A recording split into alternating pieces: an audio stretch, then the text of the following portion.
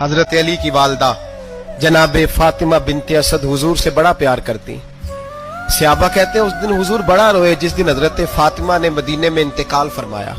फातिमा बिनते असद जनाब अली की वालदा फरमाते हैं जब खबर मिली कि हजरत अली की वालदा विसाल कर गई तो हुजूर रोने लगे। फरमाया वो अली की नहीं, वो तो मेरी माँ थी, मेरी अम्मा थी। इमाम अबू नईम ने लिखा है, कहते हैं हुजूर ने फरमाया जब मेरी अम्मा को गुस्ल देने लगो ना, कफन पहनाने से पहले मुझसे पूछ लेना।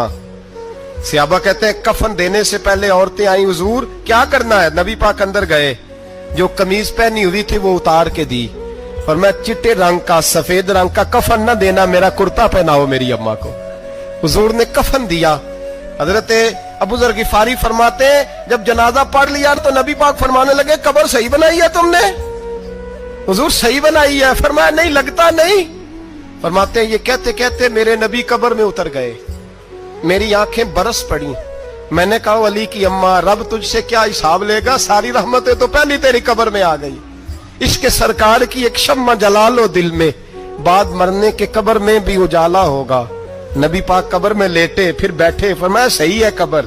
फिर मेरे नबी पाक ने दफन किया उनको।